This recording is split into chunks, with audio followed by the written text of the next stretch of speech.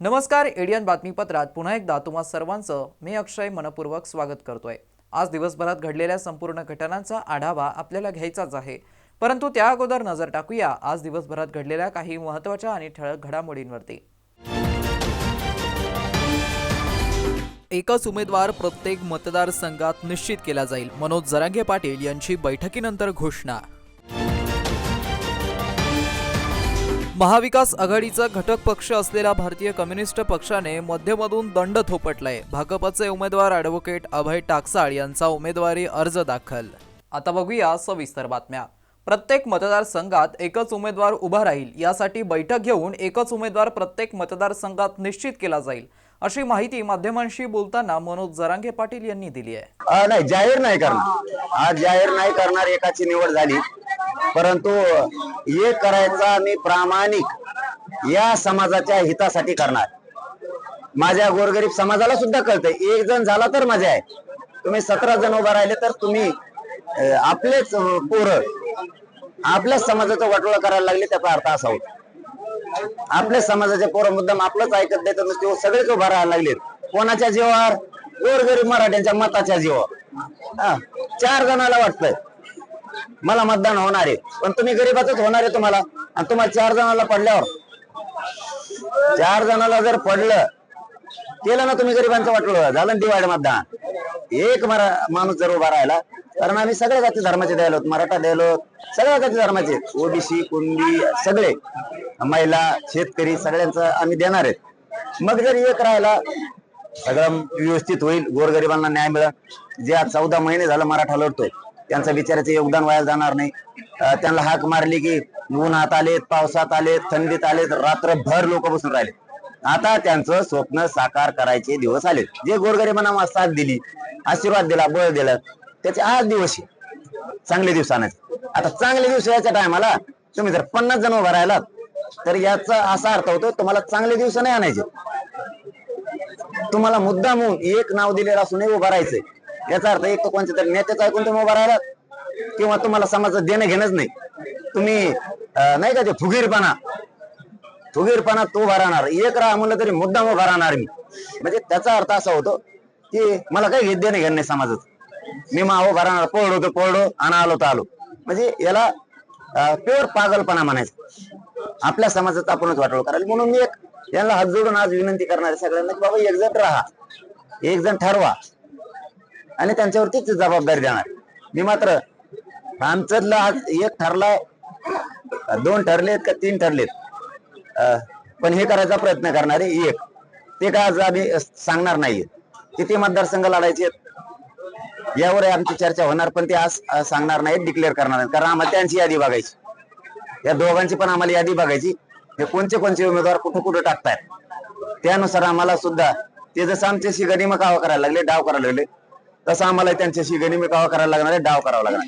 त्यामुळे मतदारसंघ सांगणार नाहीत, मात्र 4-5 जणांनी फॉर्म भरून ठेवायचे, वेळेप्रसंगी जे मतदारसंघ लढायचे नाही ते फॉर्म काढून घ्यायचे, आणि जे मतदारसंघ लढायचे तिथं पण 4-5 जणांनी फॉर्म भरलेले राहणार आहेत, 4-5 यासाठी भरायचे की ते डमी असले पाहिजेत फॉर्म, एखादा जर बाद झाला उडाला तर पण वेळेवर कुठून सापडून आणायचं, म्हणून ते 4-5 भरून ठेवायचे। जे मतदारसंघ लढायचे ठरलेत तिथं एक नाव दिलं, आजचं ठरलेलं म्हणा, किंवा आज नाही ठरलं तर आणखीन 1-2 दिवसात मी प्रयत्न करेन, बाबा ठरा तुम्ही एक कोणीतरी, असं करून एक नाव दिलं जाणार, बाकीच्यांनी फॉर्म काढून घ्यायचे।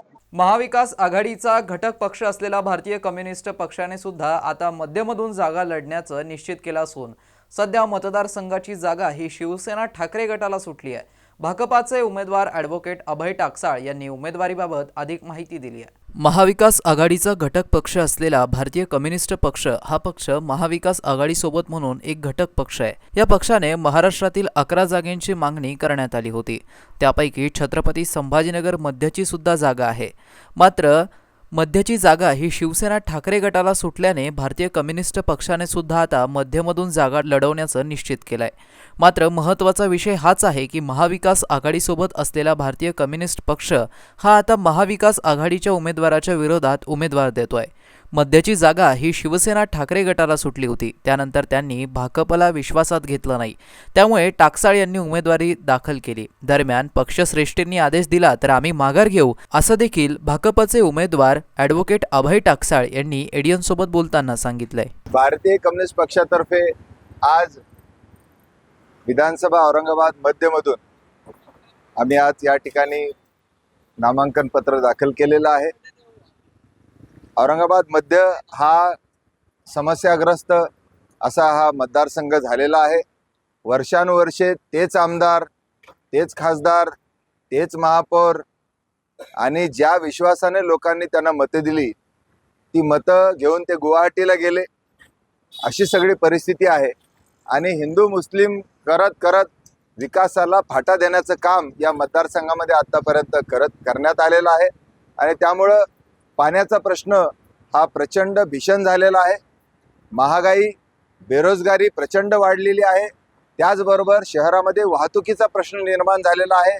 महानगरपालिकेवर कोणाचाही अंकुश नाही. सगळ्या नागरी समस्या वाढत चाललेला आहे. असा हा शहरी मतदारसंघ शिक्षणाच्या बाजारीकरणाला देखील तोंड देत आहे.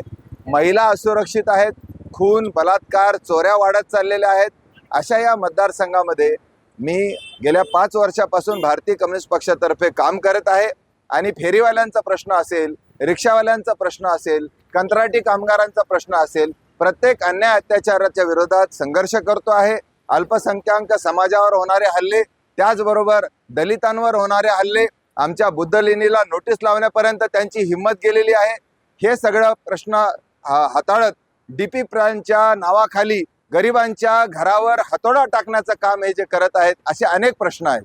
औरंगाबाद मध्य विधानसभा मतदारसंघातून महाविकास आघाडीची उमेदवारी किशनचंद तनवानी यांना जाहीर झाल्यानंतर त्यांनी सद्यस्थितीत कोणीच उमेदवार तुल्यबळ नसल्यानं त्यांचा विजय निश्चित असल्याचं भाकीत एडियनसोबत बोलताना केलंय.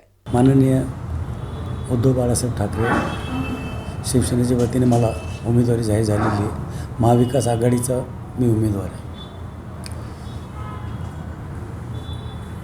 महाविकास आघाडीच्या माध्यमातून जेवढेही पदाधिकारी असतील, शिवसेनेचे जेवढेही पदाधिकारी असतील, सर्वांना बरोबर घेऊन मी संभाजीनगरची मध्यची पूर्ण तयारी करू लागलो. 28 तारखेला मी फॉर्म भरणार आहे. माझा प्रतिस्पर्धी तुम्ही जर विचार केला तर प्रतिस्पर्धी मला कोणी काही दिसत नाही. कारण की प्रदीप जयस्वाल भारतीय जनता पार्टी व एकनाथ शिंदे यांचे उमेदवार आहेत. प्रदीप जयस्वाल आमच्याबरोबर इथून गेले तर ते एकटेच गेलेले आहेत. आमचे पदाधिकारी कार्यकर्ते कोणी त्याच्याबरोबर नाही आहे. आणि MIMचा जर विचार केला आपण तर तेही त्यांची उमेदवारी अजून आतापर्यंत जाहीर झालेली नाही. त्यांचा उमेदवार कोण आहे आज बोलता येत नाही. म्हणून सर्व जाती धर्माला, सर्व समाजाला बरोबर घेऊन या शहराचा आमदार मी होईल असं मला वाटतं. धन्यवाद. इम्तियाज जलील यांना जर उमेदवारी मिळाली तर लढत त्यांच्याशी होईल किंवा तुमचे जुने मित्र जयस्वाल साहेब यांच्याशी होईल, काय सांगता? उमेदवारी डिक्लेअर झाल्यानंतर आपण 30 तारीख 5 तारखेला भेटू. जसं जसं प्रचार रंगात येईल, जसं जसं प्रचार रंगात येत जाईल तेव्हाच आपल्याला याचा निर्णय घेता येईल. आत्ता जी परिस्थिती जी माझी आहे थोडक्यात, तर माझी जी वाटचाल चालू आहे ती विजयाकडेच माझी वाटचाल चालू आहे. उद्धव ठाकरे यांनी विधानसभेला संभाजी ब्रिगेडला आश्वासन देऊन जागा दिली नाहीये. शब्द न पाळल्यामुळे 2 वर्षांपूर्वीची संभाजी ब्रिगेडने ठाकरे गटासोबतची युती तोडली. तर स्वबळावरती 50 जागा लढवणार असल्याचं संभाजी ब्रिगेडचे प्रवक्ते शिवानंद भानुसे यांनी जाहीर केलंय. संभाजी ब्रिगेडची शिवसेना उद्धव बाळासाहेब ठाकरे या गटासोबत 2 वर्षापूर्वी युती झाली होती. त्यानंतर लोकसभेच्या निवडणुका लागल्या. लोकसभेसाठी संभाजी ब्रिगेडनं 3 जागा मागितल्या होत्या, परंतु काही तांत्रिक कारणास्तव त्या जागा मिळाल्या नाहीत. तरी देखील संभाजी ब्रिगेडनं संपूर्ण राज्यभर महाविकास आघाडीचं इमाने इतबारे निस्वार्थीपणे काम केलं. महाविकास आघाडीला प्रचंड यश मिळालं. तेव्हा शिवसेनेचे पक्षप्रमुख माननीय उद्धव ठाकरे म्हणाले होते की विधानसभेसाठी संभाजी ब्रिगेडला सन्मानपूर्वक जागा देऊ, किमान आमच्या कोट्यातून 4 ते 5 जागा देऊ. परंतु आज त्यांनी ते आश्वासन पाळलेलं नाही, जागा दिलेल्या नाहीत. त्यामुळं संभाजी ब्रिगेड शिवसेनेसोबत असलेली युती आज तोडत आहे आणि संभाजी ब्रिगेड राज्यभर 50 पेक्षा जास्त जागा स्वबळावर लढणार आहे. शहरवासियांना एक सुवर्ण संधी. तुम्ही एखादा व्यवसाय करताय का? मग एडियनवरती जाहिरात करा आणि मिळवा व्यवसायात मोठा फायदा. तर वाट कसली पाहताय? आत्ताच खाली दिसत असलेल्या नंबरवरती संपर्क साधा. आपल्याला अजूनही काही बातम्यांचा आढावा घ्यायचा आहे, परंतु इथे वेळ झाली आहे एका छोट्याशा ब्रेकची. कुठे जाऊ नका, पाहत रहा एडियन न्यूज.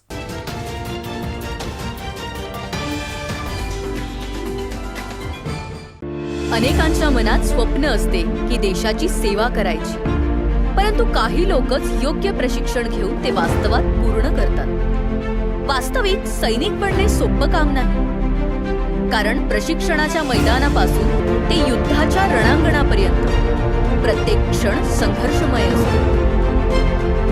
फक्त जो इमानदार, समजूतदार असेल आणि ज्याची इच्छाशक्ती प्रबळ असेल असाच व्यक्ती या क्षेत्रात टिकू शकतो. प्रत्येक वर्षी अनेक परीक्षार्थ्यांना यश प्राप्त होते, ते फक्त आणि फक्त गरुडचे अकॅडमी. पंख आम्ही देतो, उंच भरारी तुम्ही घ्या.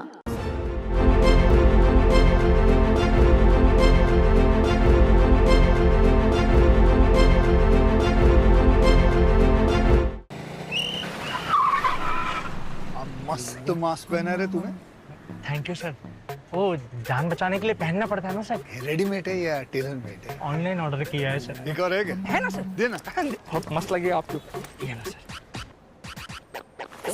ये ना भाई, जान बचाने के लिए बाइक चलाते वक्त सिर्फ खोपड़े पे मास्क पहनेगा तो खोपड़े को कौन बचाएगा? समझ गया सर.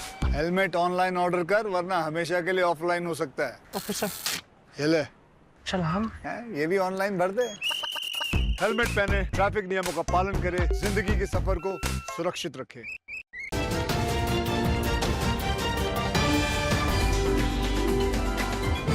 ब्रेकनंतर पुन्हा एकदा स्वागत. आपण बघत आहात एडियन बातमीपत्र.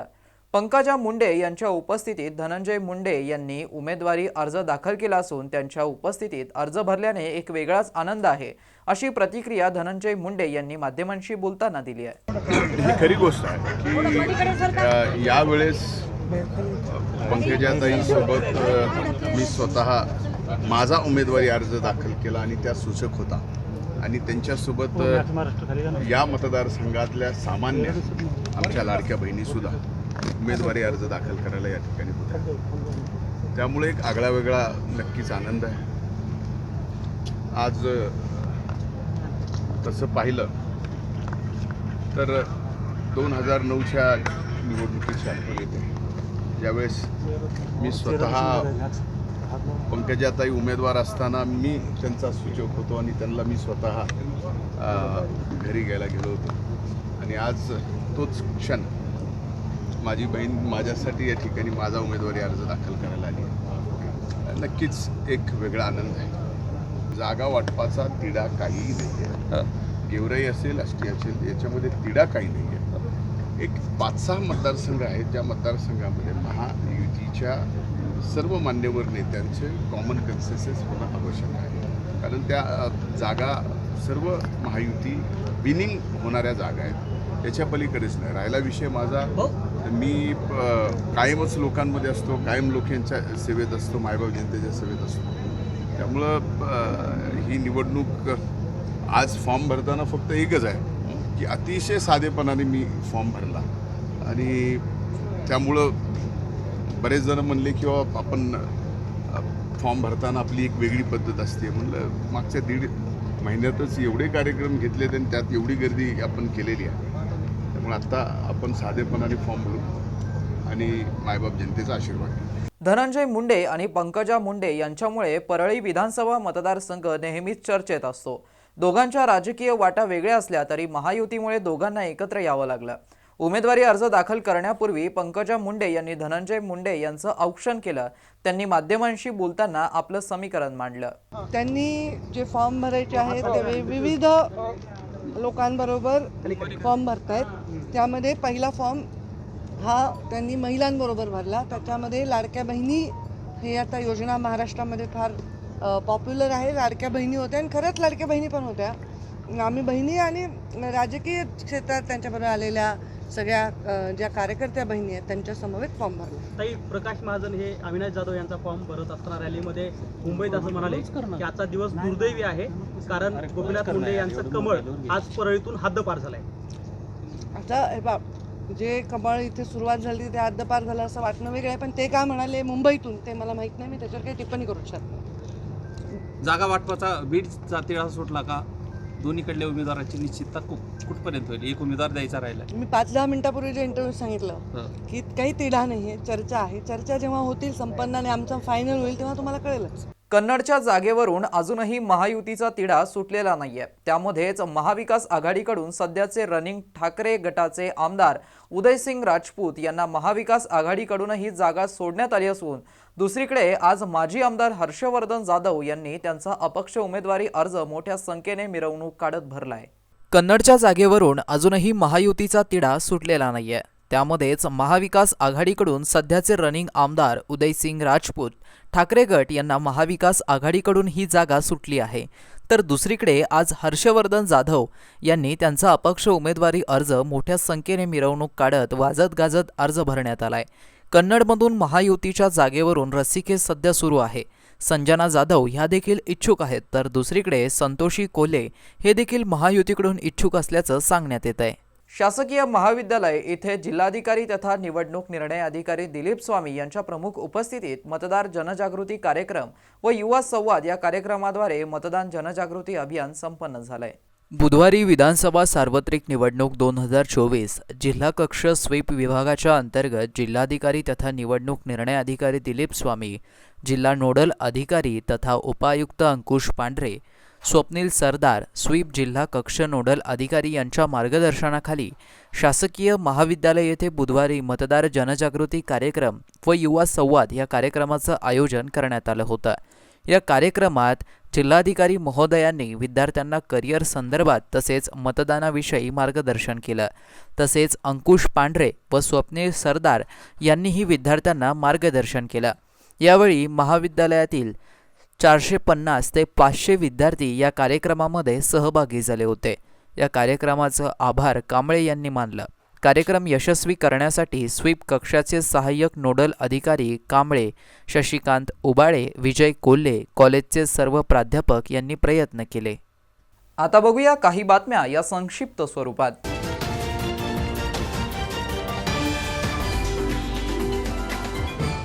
महाविकास आघाडीत उद्धव सेनेची कोंडी झाल्याची चर्चा रंगात आली आहे. उद्धव ठाकरेंची शिवसेना लहान भावाच्या भूमिकेत दिसत असल्याचं म्हटलं जात आहे. उभाटा 30 वर्षात पहिल्यांदाच कमी जागा लढणार असून काँग्रेस आणि पवारांची पॉवर मवियात चालली असल्याचं दिसतंय. महाविकास आघाडीत उद्धव सेनेचं वजन घटलंय, तर 30 वर्षात पहिल्यांदाच कमी जागा लढण्याची उद्धव ठाकरेंवरती नामुष्की. काँग्रेस पुढे उद्धव ठाकरे झुकलेत. उद्धव सेनेला काँग्रेसने 100च्या आत आता गुंडाळलंय. युतीत 25 वर्ष सडले म्हणणारे उद्धव काँग्रेसने दिलेल्या 95 जागांवरती समाधान मानणार. शरद पवारांच्या मध्यस्थीने उद्धव सेना क्लीन बोल्ड. संजय राऊतांनी घोषित केलाय काँग्रेस आणि पवारांचा 100च्या आतला फॉर्म्युला. युतीत बाळासाहेब ठाकरेंची शिवसेना होती बिग बॉस. पित्याने कमावलं ते पुत्राने गमावलं ही भावना उद्धव ठाकरे यांना अस्वस्थ करत असल्यानेच उद्धव ठाकरे या जागा वाटपावरती नाराज आहेत. त्यांची नाराजी मवियाला काही ठिकाणी अडचणीत ठरू शकते. शेवटी पुन्हा एकदा नजर टाकूया आज दिवसभरात घडलेल्या काही महत्त्वाच्या आणि ठळक घडामोडींवरती. एकच उमेदवार प्रत्येक मतदारसंघात निश्चित केला जाईल, मनोज जरांगे पाटील यांची बैठकीनंतर घोषणा. महाविकास आघाडीचा घटक पक्ष असलेला भारतीय कम्युनिस्ट पक्षाने मध्यमधून दंड थोपटलाय. भाजपचे उमेदवार ॲडव्होकेट अभय टाकसाळ यांचा उमेदवारी अर्ज दाखल. आणि याबरोबरच हे बातमीपत्र इथेच संपलं. पुन्हा भेटूया पुढील बातमीपत्रात. तोपर्यंत पाहत रहा आपल्या हक्काचं बातमीपत्र ADN न्यूज.